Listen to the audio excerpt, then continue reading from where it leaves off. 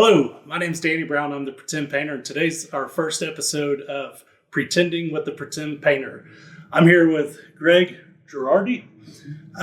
He's generous enough to be my first guest on the show. We actually met about 10 minutes ago.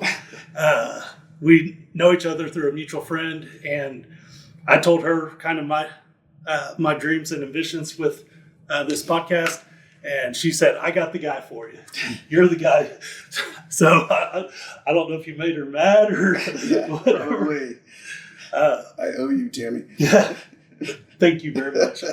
I can only imagine how different this feels in your shoes to do something as weird as anything that I do. But the cool part about the show is not the painting.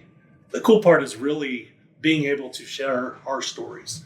I know my story is, I shared it on a podcast and it was able to help other people. And Tammy says you have a very unique story that you like to share, and I'm excited to hear it. So as far as your story, where does it start? Well, that's a good question. It really starts, I want to say back in the late 90s. I was having some issues, a whole lot of just a tremendous amount of pain that was coming from my neck area. And, so I had been, went to the doctor, tried to figure it out, see what it was.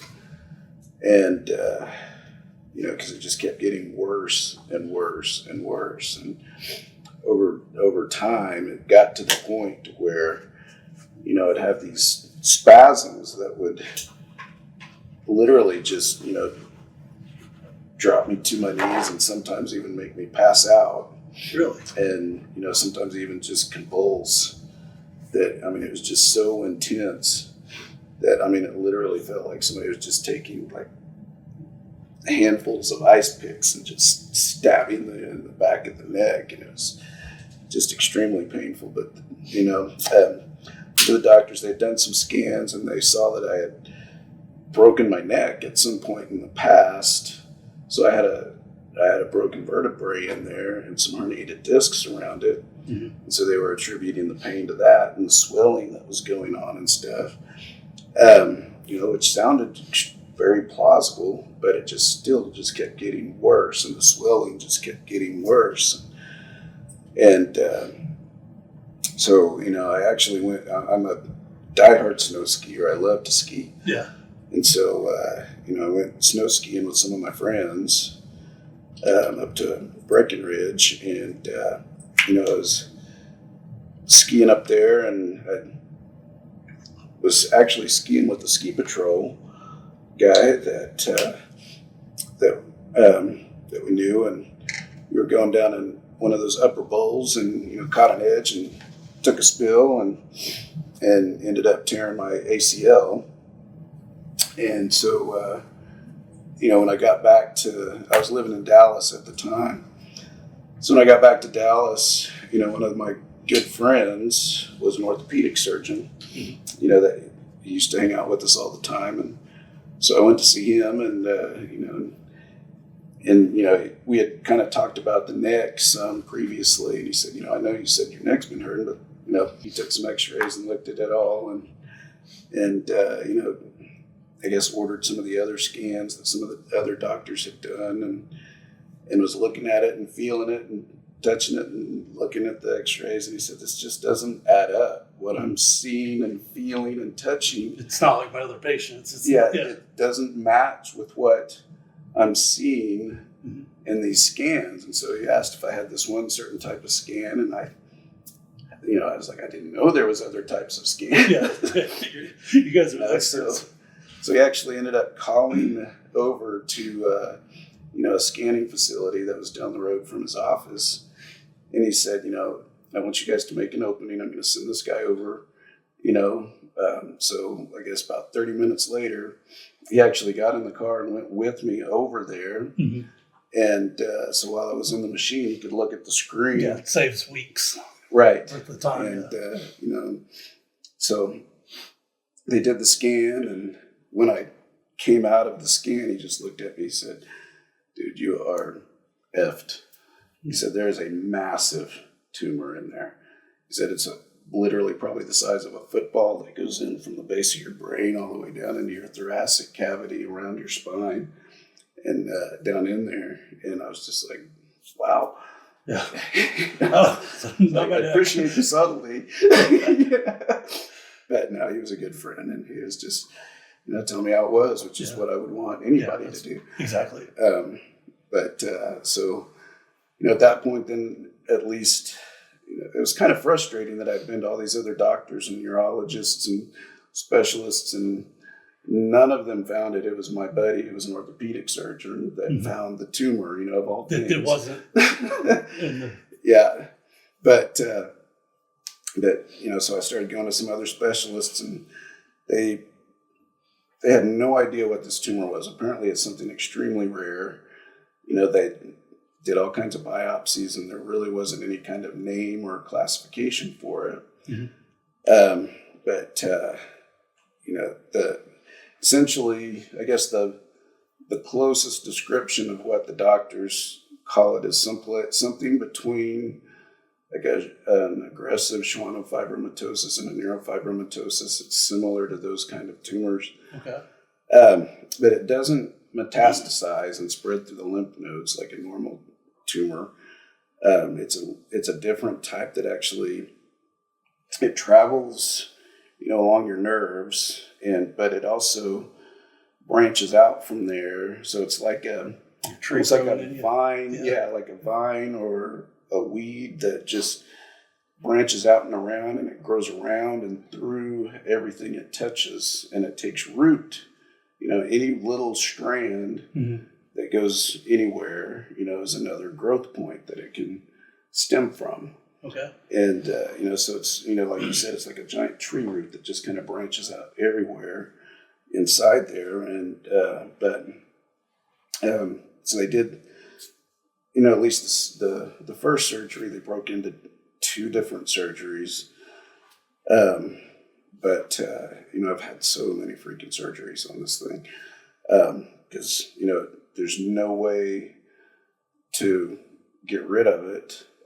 They just cut out as much as they can. Like I said, in every little place that there's any kind of tissue left, it can grow from again. So, over the years, I've probably had 25 surgeries or so on it. I would say probably about 5 or 6 of those surgeries, each of those were over 20 hours long. I had teams of surgeons rotating in and out to try to cut out as much as they could. Over the years, I've probably had well over a year in the hospitals and stuff like that. And just, post-op recovery times and ICU and stuff like that. But the original diagnosis, when they first found it, they basically said I had about 5 years. And over time, it eventually... And what age was that? That was in 1999. Okay. The end of 1999. And, they gave me about 5 years, maybe plus or minus a couple of years. But they said it would eventually, debilitate me to the point where I would become, paraplegic. And then, my body would eventually shut down and that would be it. Fortunately, the team of doctors and stuff like that were able to greatly extend that, and through all of the different surgeries, just essentially every couple of years there always seems to be another round of surgeries, and usually it's broken down into one followed by another, another 2 weeks later or so, just to make it more manageable. I've also maxed out all the radiation I can do, because they don't have a treatment plan for it. So everything they've done has just been really kind of experimental. And then, I did probably 2.5 years of chemo. And again, that was experimental as well. They basically just give you one chemical at a time, and you'd do a cycle of that chemical, and they would basically give me as much as they could without killing me, and see what kind of effect it had, and then they would go to the next chemical. Because a lot of the cancers, they have what they call pre-made cocktails, seeing what would happen. And then it was really interesting though, because all of the chemicals had very different side effects. It was so it was kind of interesting to experience just the different things that would happen. Roller coaster. Because some of them didn't make my hair fall out, some of them did. Yeah. And some of them made your pee like super red or orange, and some of the cravings that you had were all different. Some on one chemical, I might not be able to ever eat enough watermelon, and another one I might eat ice cream, and and nothing else tasted good. Yeah. So just the different side effects was really kind of interesting to experience. But I finally got to a point where I just needed a break on the chemo, and took some time off. And then when I came back, they did another scan again to kind of get a new baseline, and they said it had actually stopped growing while I was, after I took the break. Yeah. So, that was kind of unexpected, but, maybe it just needed a little time to settle in after the chemo. But, so ever since then, I would say that was probably in around 2005-ish.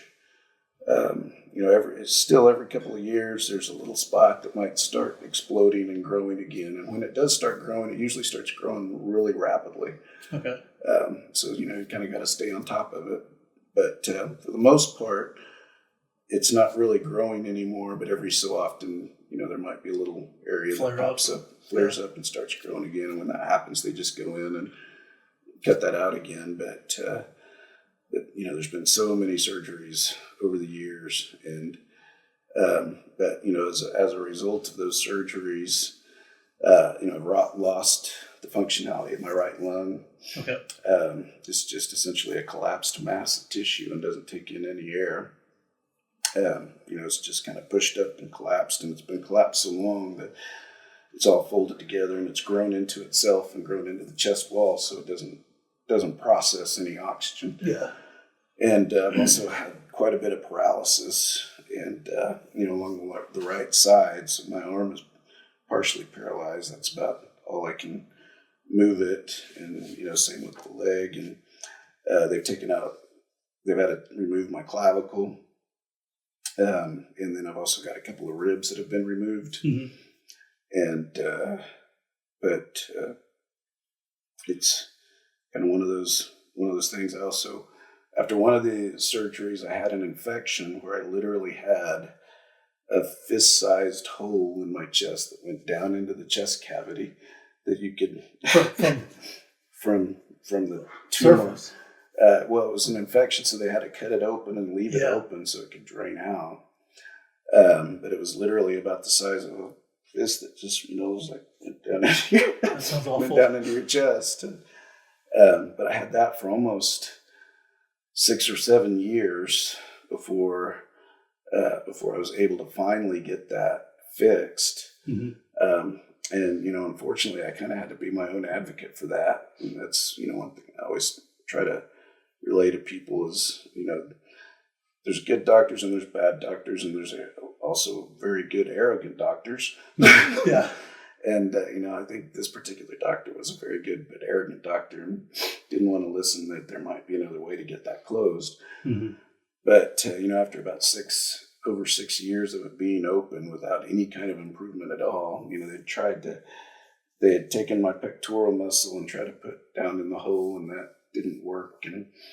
And so I finally kind of went to some of my friends in Oklahoma City that were doctors, and mm-hmm. one of them actually put me in touch with a plastic surgeon of all people. Yeah. He said, "You really need to go talk to this guy because he's got a lot of experience dealing with wounds, as a plastic surgeon." Mm-hmm. So I went and talked to him, and he said, he basically said that can be fixed. He said, "I can't do it," but he said there's probably maybe 4 or 5 doctors in the U.S. that have the capability and the technology available to him to actually go in and do what needs to be done. And he said, fortunately, there's one at MD Anderson, which is where, all of the surgeries were and all the treatments I did were, through the MD Anderson facility down in Houston. And there was a plastic surgeon down there that specialized in wound repair. And so, I went to my primary doctor that he was a thoracic surgeon that was kind of the team leader. And, I asked to go to this other doctor, and at first he refused. He said, no, you don't need to do that. We've got it under control. I was like, no, you don't have it under control. This has been going on for over 6 years now. Yeah. With a hole in my chest the size of a fist, and you think you have it under control. Mm-hmm. It's like, we're going to go see this doctor. Either you're going to get on board or I'm going to go get another doctor. Yeah. So he finally agreed. So I went and talked to this other doctor, and it's probably one of the most amazing, best doctors I've ever had or been around. And her name was Margaret Rubad. Is she retired or? No, she's still there. Okay. She's actually kind of younger, but she was an amazing doctor, and she looked at it and knew exactly what needed to be done, to get it fixed. But it was really interesting, just talking to her kind of sparked some of what I've been able to accomplish, after that finally got fixed. Because, during our conversations, she asked, what my goal was. Mm-hmm. What do I want to do, And so I'm 100% a smart ass, and just trying to come up with the most difficult thing I could possibly imagine. So I said, I want to do a full Ironman. Awesome. And so, of course. How'd she react? Oh, everybody laughed. We all got a good laugh out of it. And so she was just like, all right, let's make that happen then. But anyway, she was able to finally, get it closed up. And she actually ended up taking, I'm not going to pull my pants down on the camera, but they actually took half of my right quadricep, from the knee to the hip. Yeah. And actually extracted that from my leg. And I can show you my chest, but actually put it inside that hole and then across the top to protect it and kind of close up the top hole. But this is actually part of my leg that's in my chest and across the top. The blood flow is actually tied directly into the heart. Yeah. But that was what finally got that hole to close up and heal and get rid of that infection that I had. But after that, I started, I'd probably put on, a good 70 or 80 pounds because I was just sitting around doing nothing, for probably 15 years, because that's what the doctors told me I could do was nothing. You don't have your lung, you're partially paralyzed, you can't do anything, don't try, just accept it and, just exist. Just be happy that you're alive. But so for the longest time I didn't do anything, but, after that I had to make a change. I didn't like who I'd become. I'd essentially just become a grumpy old man that was sitting on the couch, getting fat and griping at everybody and frustrated with life and, just frustrated with my situation. I couldn't do anything, but getting fatter and sitting around doing nothing wasn't helping it either. So, you mentioned earlier that you go to church and whatever. What was your faith like during that? It was pretty much non-existent. It kind of went out the door there for a long time of just being angry. Yeah, it's almost like a grief process, I guess is the best way to describe it. You kind of go through the same stages, but I was stuck in, I guess, the kind of a depressed and angered state for a long time. Because I used to be active and enjoyed getting out and doing things. And, I just couldn't anymore. And so, it just kind of left me in a bitter, angry, sad, depressed state. And, I was that way for a long time.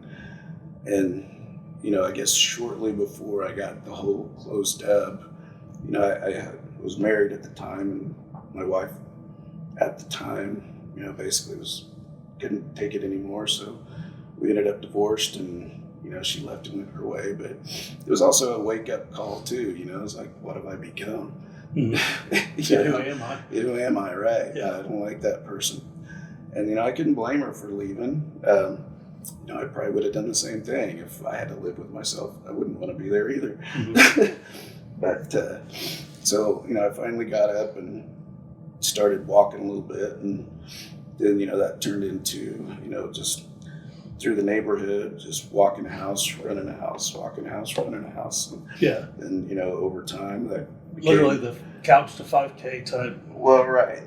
And it turned into run 2 houses and walk 1, and then run 3 houses and walk 1.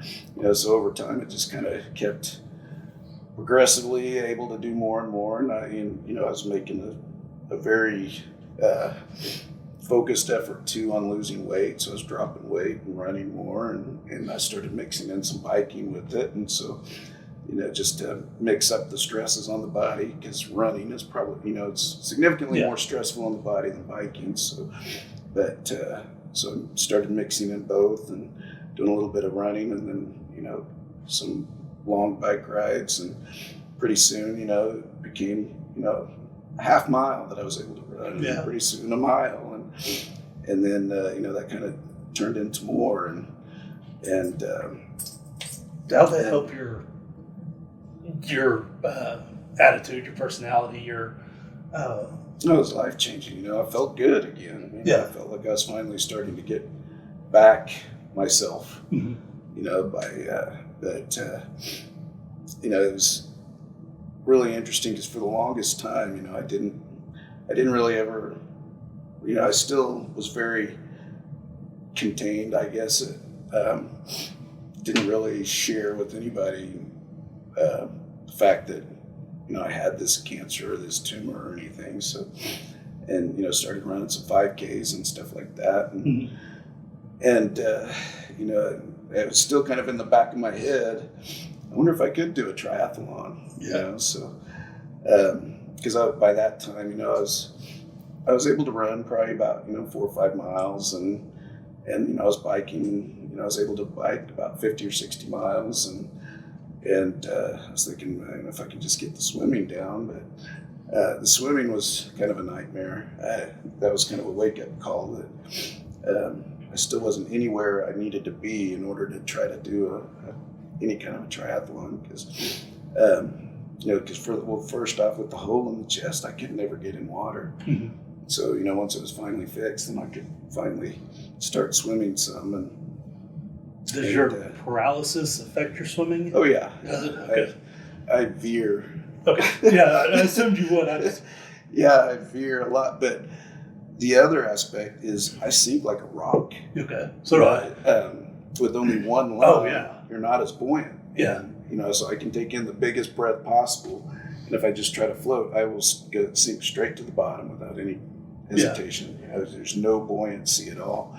So the swimming was extremely difficult, and I'd go to the pool with another friend of mine. His name was John T. He was trying to encourage me. You can do it, but I could never swim more than 25 yards, and I was just gassed because it took such an extreme effort for me to move through the water and stay on the just keep my head up to even breathe, and so I looked online and actually found a guy that was from Houston at MD Anderson. He was actually originally from Oklahoma, and he had done an Olympic triathlon with just one lung. So I kind of reached out to him, and he responded back. And what's his name? I can't remember his name now. I'd have to look it up. Okay. I want to say it was David, but I can't remember his last name. But he had done that, and so I asked him, how did you do the swim? Mm-hmm. How did you get through it? And so he turned me onto this technique called total immersion by an old 80s swim coach named Terry Laughlin. Okay. And so he said, just look online. There's lots of videos. Just watch the videos. He said, there's a whole science behind it. It's all in. So I watched the videos, and it really made sense. It really clicked. The whole concept of what this guy was talking about is. And it's not really a hard stroke. It's almost more of a reach and a roll of your body. but that rotation of rolling back and forth and streamlining your body through the water actually propels you through the water. Yeah. And it was really interesting. But so I'd watch the videos. I'd go to the pool and swim, and then come back and watch the videos again, and then go back and swim some more, and I did this for about 2 weeks, and I went from 25 yards to over 1.5 miles in less than 2 weeks. Wow. Just technique. Yeah. 100% just technique. Wow. Because, every time I'd watch the videos, I'd pick up, just little subtle things he was talking about and doing that, I didn't hear before, but, just watching him over and over and over again and progressing through the practices and stuff, I started picking up on just little things that he would say here and there. And but even, like how you put your hand into the water on the entry, and, you basically make like a Spock hand. And he said that actually creates like a vortex of less resistance that you want to channel your body through and stuff like drafting that. in NASCAR. Right, yeah. Okay.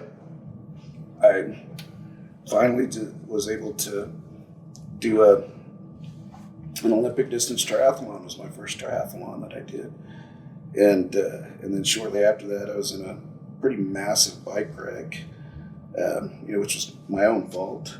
Yeah. I was just cruising along and admiring how fast I was going and the new PR I was going to get. But I was probably going, about 28 miles an hour or so on my bike, and I tucked down, and I was looking down at my computer, and shortly before that, I was on a road, and a guard passed me and went around, and unfortunately I wasn't paying attention to what that car ended up. But the car ended up pulling back over into my lane and then stopping. Oh, that's cute. And I guess they saw something, maybe a sunset, I don't know. Yeah. But I didn't notice they had stopped until, just enough time to just duck. Yeah. I went right through the rear windshield. So, I ended up in the hospital with all kinds of cuts and contusions. By ambulance? No, I didn't go by ambulance, but there was another car that was there that, we were able to get into that car, and they took me to the ambulance because my helmet was just smashed. Mm-hmm. So thank God I had a helmet on. Thank God I had good glasses on too, because my face it was all cut up everywhere except where my glasses were. Mm-hmm. So, fortunately I always wore, high impact resistant glasses, and that probably saved my eyes, and my helmet probably saved my life because the helmet was just smashed. Mm-hmm. But you're the second person I know that a helmet has saved their life from a bike wreck. Yeah. And, it was my own fault though, because I just wasn't paying attention. So anyway, my bike was destroyed, and so I started running more, and I guess this was early spring period when I wrecked my bike, and then I saw, the Oklahoma City Memorial Marathon's coming up. I wonder if I could do a half marathon. Mm-hmm. I had never ran that distance before, never even attempted it. So it's like, so one weekend, couldn't go ride my bike, so went out running just to see how far I could run, and I ended up running 20 miles. I was like, wow. Say that again. And, I said I ended up running 20 miles. Wow. And so I was like, I'm just going to do a full marathon. Yeah. And, because the only reason I really had to stop was I ran out of time. I don't run fast. Don't get me wrong. I don't run fast. Yeah. I'm not breaking any pace records by any means. But so I went ahead and signed up for the Oklahoma City Memorial Marathon and went and ran a full marathon. And it took me a while. It took me a long time. And I still walk a lot and run some, walk a little bit just to get the oxygen refreshed and stuff like that. And so, I finished a marathon. And so after that, I was like, I wonder if I could do an Ironman. And so, for those who don't know what an Ironman is, will you explain it? Oh yeah, an Ironman triathlon is you do a swim, and then you do a bike, and then you do a run, back to back to back. And the swim is about 2.4 miles. The biking is 112.2 miles, and then you run a full marathon of 26.2 miles. And So that's what a full Ironman is. And then there's other iterations of that. The half Ironman is essentially half the distance of a full Ironman. And then the Olympic distance is half of a half. Okay. And then the sprint is half of an Olympic. So you kind of got like an eighth, a quarter, a half, and a full. Okay. Is kind of the distances that you've got. But the full Ironman, about 2.4 mile swim, 112.2 mile bike, and then a 26.2 mile run. And so I signed up for the Red Man Triathlon here in Oklahoma City. That was back in 2018. Okay. And I wasn't sure when I first signed up. I wasn't sure what distance I was going to do, if I was going to do the half or the full, because the swim. I guess I just need to kind of go back to the swim again, because the swim terrifies me. Okay. I mean, I get anxiety so bad. In the pool, I'm fine. Mm-hmm. But swimming in open water is a whole different ball game. Because for starters, you're out in the lake, you've got wake and wind and everything else coming over the top of you, and trying to breathe and stay afloat and keep moving. And we talked about veering, mm-hmm. Just keeping a line of sight. Yeah. And swimming, trying to maintain a straight line, but I tend to be all over the place, and I swim more like 3.5 miles for every 2, because I'm swimming all over the place, trying to eventually get to the buoys that you turn and then keep going. But the swims absolutely the open water swims just terrify me. I mean, anytime I have to go in and do a swim, I'm literally just shaking. Mm-hmm. And I mean, my anxiety through the roof, and just trying to get the courage to go out there, because you don't float, and and anytime I suck in water, then my windpipe just wants to close up, and then I'm like freaking out and stuff. But the Oklahoma City Triathlon Club really helped out a ton, and they would always, for the open water swims, they'd send a kayak out that would just shadow me.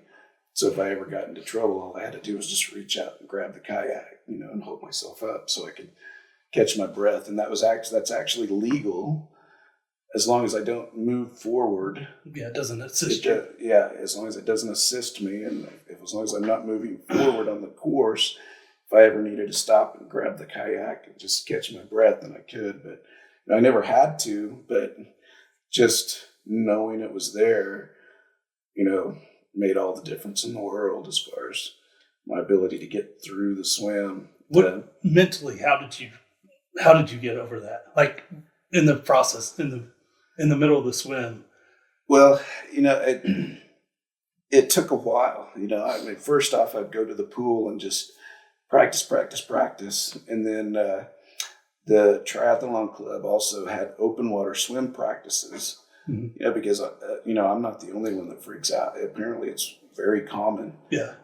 For people to just be scared to death in an open water swim. Apparently, it's that's very common, even for people with 2 lungs. And so they have these practices where they would actually set up buoy course that went way out into the open water, and they'd get some lifeguards out there, and some kayaks and stuff so that people could just go practice and get used to it. So every time they had a practice, I'd go out there and just, force myself to go get in the water and do the swim. And, the more I did it, the more I shouldn't say the less scared I got, but the more I was able to do it. I guess your confidence went up. My confidence went up, but I wouldn't say that the anxiety went away. Yeah. It just, I guess, helped me get more courage to get started. Mm-hmm. Knowing, okay, I've done this before, I can do it again. It's just keep going, get out there. And usually once I got going, I'd eventually kind of start to relax and settle in. But one of the things I learned was that once I started, it was much, much easier for me to just keep moving than it was for me to stop and tread water. It took a lot more energy and oxygen for me to stop and tread water than it does for me to just keep moving. Just muscle through it. Yeah. Just muscle through it. So, that was another thing too, is just once I start, I know I can't stop and get it. It's not like running or biking where, if I need to take a break, I can just stop and walk and, catch my breath. Or if I'm on a bike, I can just cruise a little bit and let my body relax and catch my breath. With the swim, you can't do that. So that's what it was always, it was always so scary. But the interesting part is once I finished and actually, I got out.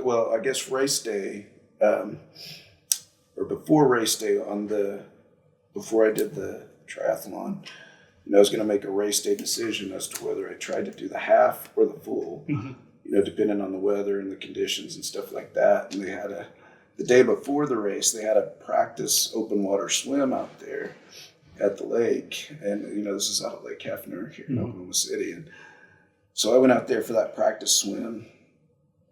And the wind was probably about 25 mile an hour. The white caps were, to me, they felt like they were as tall as I was. Yeah. In reality, they were probably much smaller, but definitely white capping and lots of wind, and conditions were horrible. And I got out there and tried to do the open water swim, and I couldn't do it. I got out there and tried to swim, and maybe got 100 yards or so, and just started freaking out and getting water in and couldn't breathe, and ended up back on the shore just thinking, what the hell am I doing? There's no way I can do this. So I was really thinking that, I wasn't even sure if I was going to be able to do the half if it was going to be conditions like that. And so, that next morning, I was at least going to try. So I went out there that next morning, and the race director was asking, well, are you do the full or the half? But that morning the conditions were about as perfect as you could ever hope to have. There was no wind, the water was glass. So one day a year we'll get that. So I was just thinking, well, if there's ever a time I'm going to do it, I could never hope for any better weather. So I said, I'm going to just go for the full. And so fortunately the conditions stayed calm during the whole swim. It stayed super calm.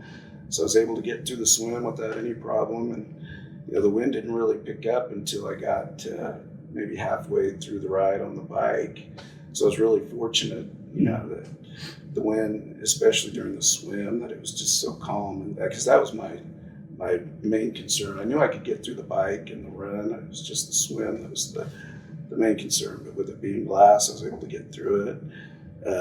I had a buddy of mine that was, spot me on the kayak, the whole time. And he would also be yelling at me as soon as I started veering off course. And so, it helped keep me in line and got through the swim, and then, got to the bike and the run and got through that. And so I finished a full Ironman. And after I finished that, I started looking around, just to see, look at others who had done it too. And that's when I realized that there wasn't any others with just one lung that has done anything like that. And I did find one other guy that has done it, and he still makes me look like a newbie getting started. But his name is Sean Swarner, but he's the only other one with just one lung that has done a full Ironman. And I had no idea that it was that rare, that it just wasn't being done. Even to go a little further, just a marathon, I didn't realize how rare that was either. There's been more men that have walked on the moon than people with just one lung that have done a full marathon. I'm going to take this time to go ahead and split this episode into 2 parts. As you can see, we haven't done much painting so far. His story's just so riveting, I don't want to interrupt him. So we're going to divide this in 2 parts. What you've seen already, what he's accomplished by running a triathlon, you're going to be equally surprised by the next part. I hope you like the podcast and subscribe to it. That way you're sure to get the next episode. Only love. Love you guys. Bye.